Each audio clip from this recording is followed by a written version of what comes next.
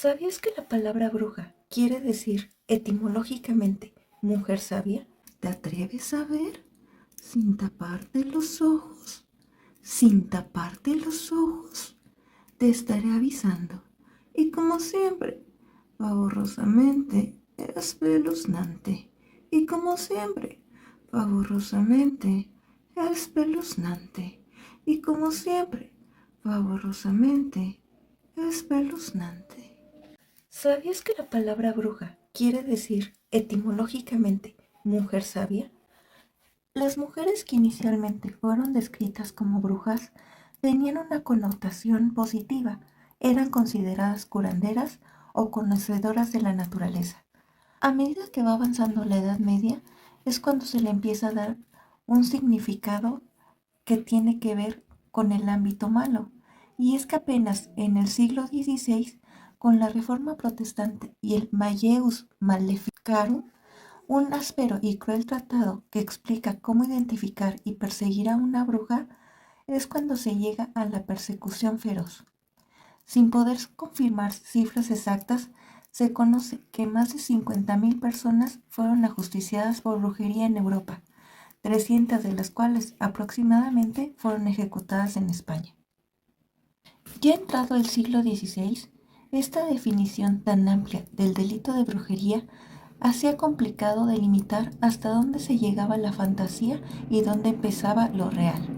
Esto es porque las personas ajusticiadas, la fantasía y lo letal terminaba en que todo coincidía y todo acababa en que trascendieran. Un buen ejemplo de este último es el caso de las brujas de Pareja.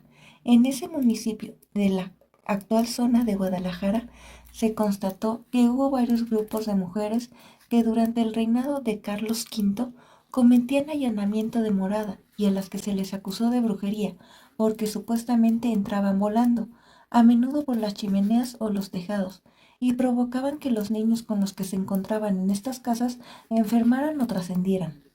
La Inquisición decidió juzgarlas por brujería antes que por los delitos correspondientes y simplemente pudo desterrarlas del obispado de Cuenca, hoy Guadalajara. Eran criminales reales que fueron puestas en libertad porque el juicio por brujería las había absuelto.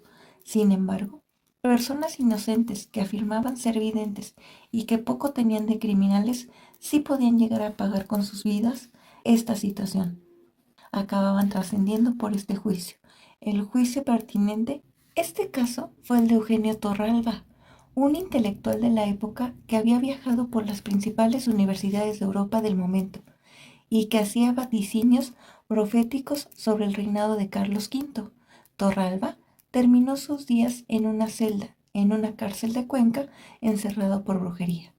Uno de los casos más populares a nivel internacional fue el de los juicios de Salem, Massachusetts, de 1691 del actual Estados Unidos, donde un grupo de niñas, entre ellas la hija y la sobrina del pastor puritano Samuel Parris, fueron procesadas por brujería tras comenzar a mostrar convulsiones y otros efectos extraños, frutos de una enfermedad de origen desconocido en aquel momento. Hoy sabemos que todo esto pudo tratarse de algunos cuadros alucinógenos que surgían a raíz de la fermentación del centeno que llevaban consigo el hongo cornezuelo. Otra de las historias más impactantes es la que se vivió en la localidad navarra de Zugarraburdi, que ocurre casi un siglo antes, en 1610. La causa se llevó a cabo en el Tribunal de la Inquisición de Logroño y había 31 acusados y acusadas, de los cuales 18 fueron perdonados en una teatral confesión. Y es que existía algo llamado perdón por lágrimas en los ojos. No olvidemos que estamos en el siglo de oro. Es el drama por excelencia. Sin embargo, no todos los reos tuvieron la misma suerte. 6 de los acusados fueron quemados vivos y 5 en efigie, una vez que ya habían trascendido, porque ya habían perecido en las cárceles mientras esperaban los juicios. Lo insólito es que solamente trascendían aquellos detenidos que esperaban el juicio de Zugarramurdi, habiendo en las mismas instalaciones, como es de imaginar, muchos otros detenidos por muchas otras causas. Algunos dicen que aquellos no llegaron vivos a la hoguera, pues trascendieron a raíz de las torturas que sufrían mientras se buscaba la confesión. Aunque actualmente no se puede descartar un síndrome de abstinencia por la ingesta voluntaria de unas plantas alucinógenas a las que estas personas podían estar acostumbradas y que provocaban visiones que les hacía pensar que realmente participaban en aquelarres y tenían poderes sobrenaturales. Uno de los 3 inquisidores que participó en el juicio fue Alonso de Salazar y Frías. Desarrolló una exhaustiva investigación detectivesca tras el caso porque sintió escrúpulos de conciencia, provocando con esto que la Inquisición, en la cima de su poder jurídico, fuera pionera en la defensa de las brujas, porque Alonso de Salazar y Frías consiguió convencer a la Junta Suprema de la Inquisición de que no había brujos ni embrujados en España, hasta que se comenzó a hablar y escribir de ellos.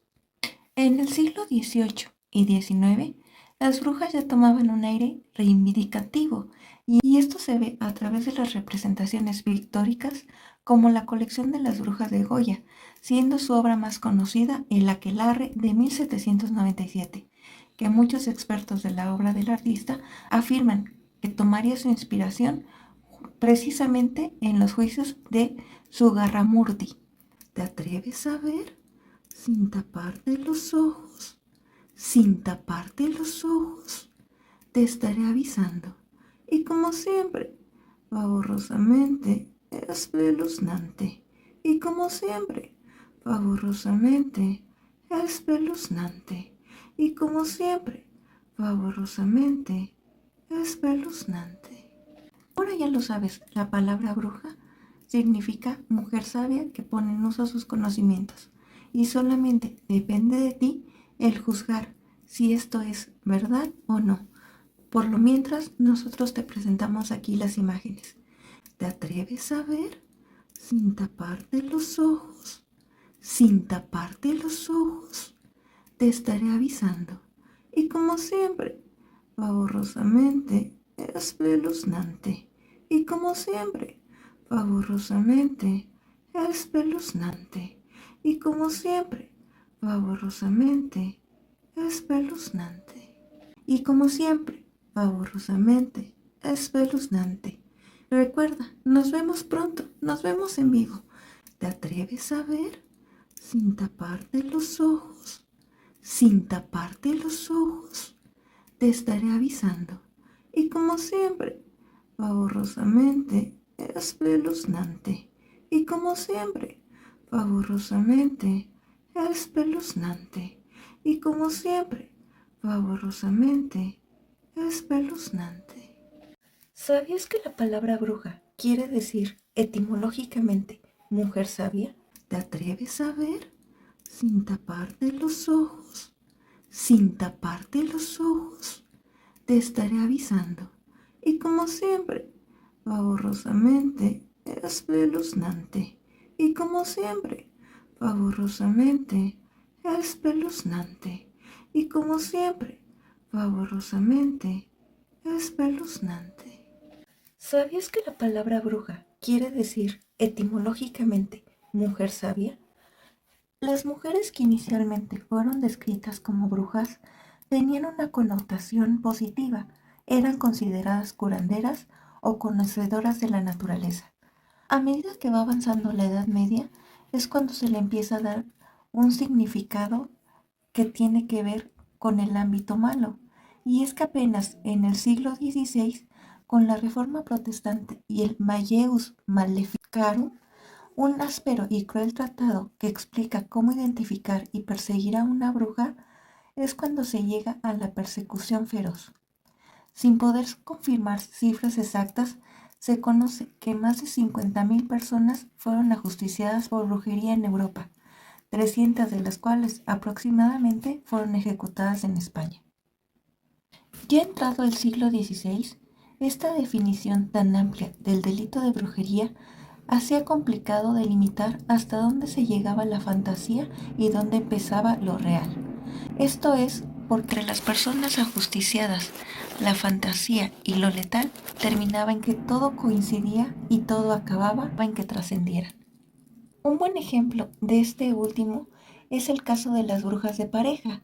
En ese municipio de la actual zona de Guadalajara se constató que hubo varios grupos de mujeres que durante el reinado de Carlos V cometían allanamiento de morada y a las que se les acusó de brujería porque supuestamente entraban volando, a menudo por las chimeneas o los tejados, y provocaban que los niños con los que se encontraban en estas casas enfermaran o trascendieran.